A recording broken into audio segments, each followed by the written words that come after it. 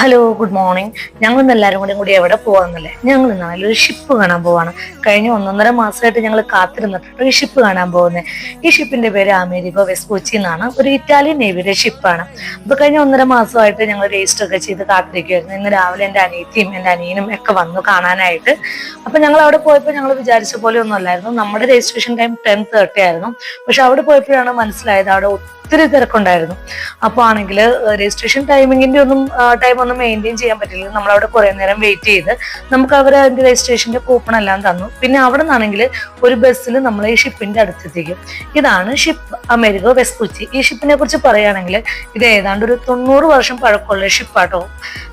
ഈ ഷിപ്പാണെങ്കിൽ ഇപ്പൊ ഒരു വേൾഡ് ടൂറിലാണ്, 20 മാസത്തെ വേൾഡ് ടൂറിൽ.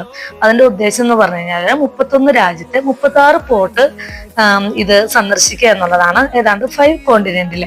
പിന്നെ കൂടുതലായിട്ട് ഈ ഷിപ്പിനെ കുറിച്ച് പറയുകയാണെങ്കിൽ ഇത് 90 വർഷം പഴക്കമുള്ള ഒരു ഷിപ്പാണ്.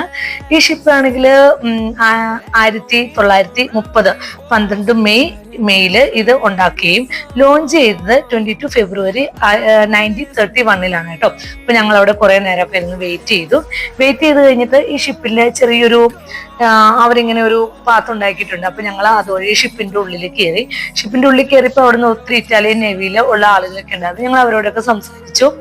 ഇനി ഞങ്ങൾ അവിടെ ഒരാളെ പരിചയപ്പെട്ടു.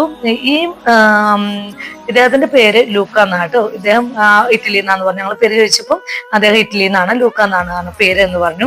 ഞങ്ങൾ ഷിപ്പിന്റെ ഉള്ളിൽ കയറി കണ്ടു. ഷിപ്പിന്റെ ഉള്ളിലെല്ലാം ഭയങ്കര നമുക്ക് അതായത് ഈ 90 വർഷം പഴക്കമുള്ള ആ ഒരു പഴമ നമുക്ക് എപ്പോഴും ഇതിൻ്റെ അകത്ത് കാണാൻ പറ്റുന്നുണ്ട് കേട്ടോ. പക്ഷെ നമുക്കിതിൽ കാര്യമായിട്ട് ഷിപ്പിനെ കുറിച്ചൊന്നും അറിയില്ലാത്തതുകൊണ്ട് തന്നെ ഇതൊക്കെ ഏതാ അല്ലെങ്കിൽ ഇതൊന്നും എക്സ്പ്ലെയിൻ ചെയ്ത് തരാനൊന്നും ഉണ്ടായില്ല. ഈ താഴെ കാണുന്ന ആളുകൾ മുഴുവൻ ഈ ഷിപ്പ് കാണാനായിട്ട് വന്നു. അതായത് രാവിലെ തൊട്ട് രാത്രി വരെ ഈ ഷിപ്പ് കാണാനായിട്ടുള്ള തിരക്കിലായിരുന്നു. ഏതാണ്ട് 20,000 പേരോളം ഈ ഷിപ്പ് കാണാനായിട്ട് ബുക്ക് ചെയ്തിട്ടുണ്ടായി. അതായത് ജനുവരി 9, 10, 11 തീയതികളിലാണ് ഈ ഷിപ്പിന് നമുക്കിത് വിസിറ്റ് ചെയ്യാൻ ഉണ്ടായ സമയം അവർ തന്നിട്ടുണ്ടായത്. അതിനുശേഷം ഞങ്ങൾ അവിടുത്തെ ഒരു മാമിനെ കണ്ടു. അവരൊക്കെ വളരെ കോപ്പറേറ്റീവ്. അവരൊക്കെ എത്ര ആക്റ്റീവാന്ന് അറിയാം. കണ്ടു കഴിഞ്ഞാൽ തന്നെ നമുക്ക് സന്തോഷം തോന്നും. അവരുടെ കൂടെ നിന്നൊക്കെ വീഡിയോ എടുത്തിട്ട് നമ്മൾ താഴത്തെ ഫ്ലോറിൽ നിന്നും മുകളിലേക്ക് കയറി.